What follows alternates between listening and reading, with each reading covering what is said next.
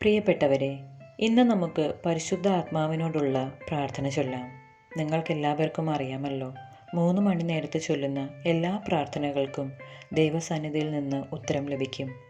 ഇത് പരിശുദ്ധ ആത്മാവിനോടുള്ള ഒരു അത്ഭുത പ്രാർത്ഥനയാണ്.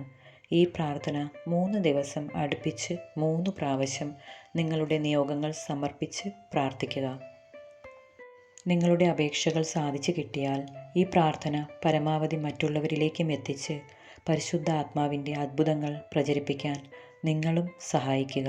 നമുക്കിങ്ങനെ പ്രാർത്ഥിക്കാം.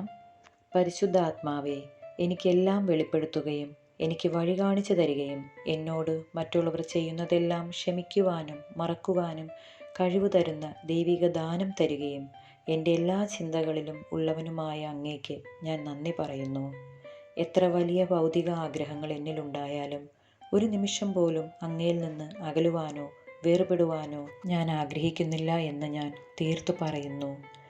നിത്യമഹത്വത്തിൽ അങ്ങയോട് കൂടെ ആയിരിക്കുവാൻ ഞാൻ ആഗ്രഹിക്കുന്നു. ദൈവഹിതത്തിന് വിധേയപ്പെട്ടുകൊണ്ട് ഞാൻ അങ്ങയോട് ചോദിക്കുന്നു. ഈ നിമിഷം നിങ്ങളുടെ നിയോഗങ്ങൾ സമർപ്പിച്ച് പ്രാർത്ഥിക്കുക.